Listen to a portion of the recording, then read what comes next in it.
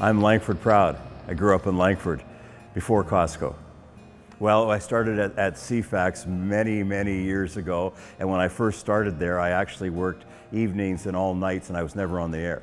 And I do remember one night I was changing tapes, and it broke, and there was the tape was flying around. That almost ended my broadcast career before I ever said a word.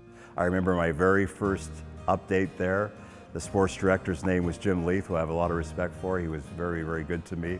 But I went on the air for a half-hour break, a little short sports scoreboard, left the booth. He was standing there with his arms folded and said, "You weren't supposed to go on the air yet." That was my very first broadcast. I was doing the Cougars for the first game. It wasn't their first game, but my first time at it. And I can remember my hand was just shaking when I was holding the microphone. I was so nervous.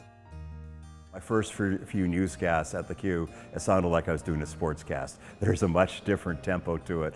And the key for me at the Q was eventually going on the morning show with Ed Bain. And he's amazing to work with, and he's the funniest, most genuine man I've ever met. I just enjoy going in there every day.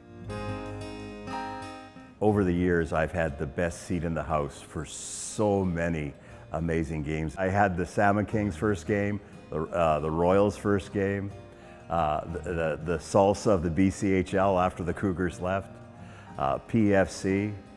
I have done the Shamrocks both at the Old Memorial Arena and at the Q Center. But I think the most important thing for me is the people that I've met and the relationships that I've built up over the years. Anybody involved in sports will tell you it is truly about the people.